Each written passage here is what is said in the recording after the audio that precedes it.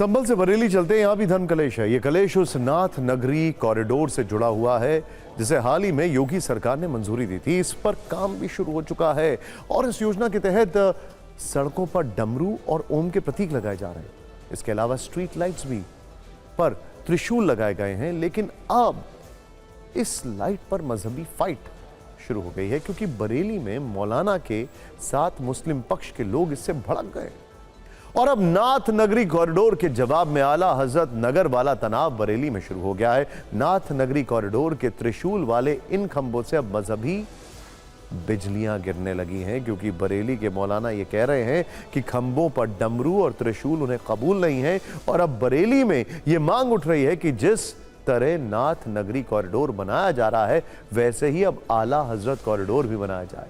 लेकिन अब यह सवाल भी उठने लगा है कि क्या यूपी के बरेली में नए बवाल की स्क्रिप्ट लिखी जा रही है। इसी खबर पर आज हमने फिक्र के फैंस के लिए ऐतिहासिक तथ्यों वाली रिपोर्ट तैयार की है।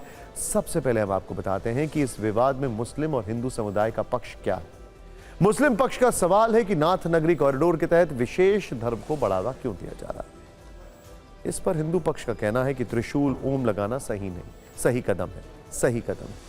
मुस्लिम पक्ष का तर्क यह है कि यह धर्मनिरपेक्षता के खिलाफ है, जबकि हिंदू पक्ष कह रहा है कि डमरू, त्रिशूल और ओम सनातन पहचान के प्रतीक हैं, इसीलिए नाथ नगरी कॉरिडोर में इसे लगाना गलत नहीं है। मुस्लिम पक्ष यह कह रहा है कि बरेली आला हजरत की भी नगरी है, इसे हिंदू पक्ष इसे नाथ नगरी बता रहा है। पहले हम आपको इस कलेश पर एक रील दिखाते हैं, फिर ऐतिहासिक तथ्यों वाली रिपोर्ट भी दिखाते हैं।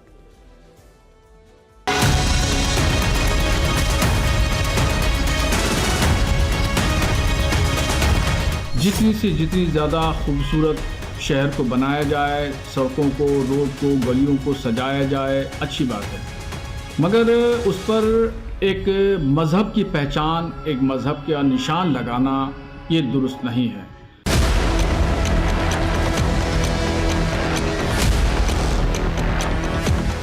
सरकारी खंभों पर, रोडों पर त्रिशूल लगाए जा रहे हैं, यह सरासर गलत है और इसका बरेली का मुसलमान विरोध करता है और विरोध करेगा।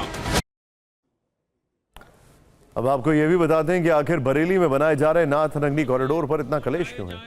दरअसल इस कॉरिडोर के तहत बरेली में 7 शिव मंदिरों को जोड़ने की योजना है। इसमें मंदिरों को जोड़ते हुए 32.5 किलोमीटर का एक टूरिज्म सर्किट बनाया जा रहा है। मंदिरों को जोड़ने वाले सर्किट पर स्ट्रीट लाइट लगाई जा रही है। इन स्ट्रीट लाइट पर त्रिशूल लगाए गए हैं, साथ ही सड़क के किनारे डमरू और ओम जैसे प्रतीक भी लगे हैं। बरेली में यह नाथ नगरी कॉरिडोर 232 करोड़ रुपए से बन रहा है, लेकिन मुस्लिम पक्ष ने इस योजना के तहत सड़कों पर डमरू और त्रिशूल लगाने का विरोध किया है।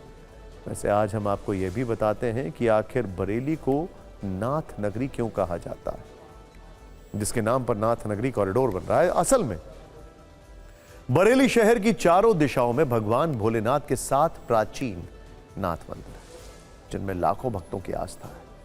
नाथ कॉरिडोर परियोजना के तहत बरेली के इन्हीं 7 प्रमुख मंदिरों को जोड़ने की योजना है।